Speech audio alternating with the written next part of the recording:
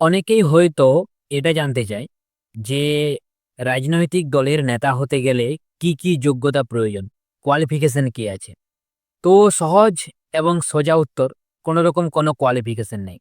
আপনি যদি কোনো একটা রাজনৈতিক দলের নেতা হতে চাইছেন বা পদাধিকার কোনো নেতা হতে চাইছেন, সেক্ষেত্রে কোনো রকম কোনো কোয়ালিফিকেশন, শিক্ষাগত যোগ্যতা কিচ্ছু লাগবে না। একটা কমিউনিকেশন স্কিল থাকা প্রয়োজন, সেটা বেসিক। মানে নেতা মানে কি, আপনি ১০ জনকে হয়তো বোঝাবেন, ১৫ জনকে বোঝাবেন, কখনো ১০০, কখনো ২০০, কখনো ১ লাখ, কখনো ১ কোটি।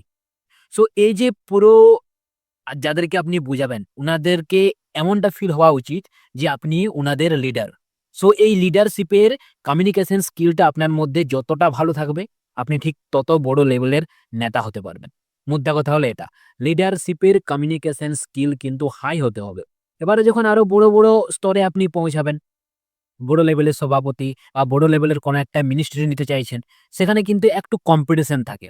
কি ভাই, যার মধ্যে এক্সট্রা কিছু অর্ডিনারি আছে, এক্সট্রা কিছু কোয়ালিফিকেশন আছে, এক্সট্রা কিছু ট্যালেন্ট আছে, তাকে কিন্তু অগ্র অধিকার দেওয়া হয়।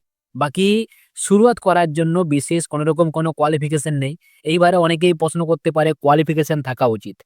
ভাই আমি একটা রিয়েলিটি কথা বলি, ২০২৬-এ যেখানে কোনো রকম কোনো কোয়ালিফিকেশন নেই, তা সত্ত্বেও এরকম অনেক গ্রাম রয়েছে, এরকম অনেক ব্লক রয়েছে, কতকগুলো বিশেষ পদ থাকে আর কি। সেই পদগুলো পর্যন্ত সম্পূর্ণ হয়নি, আলাদা নরমাল কর্মী কোথা থেকে পাওয়া যাবে? তাহলে ভাবুন, সেখানে আবার যদি শিক্ষাগত যোগ্যতা জুড়ে দেওয়া হয়, কি হতে পারে অবস্থাটা? সো হঠাৎ করে শিক্ষাগত যোগ্যতা যদি রাজনীতিতে যোগ করে দেওয়া হয়, যে ব্যক্তিগুলো এই মুহূর্তে রাজনীতি করছে, তাদের হার কিন্তু আরো অর্ধেকেরও অর্ধেক হয়ে যাবে। মানে বুঝতে পারছেন জিনিসটা কি হবে।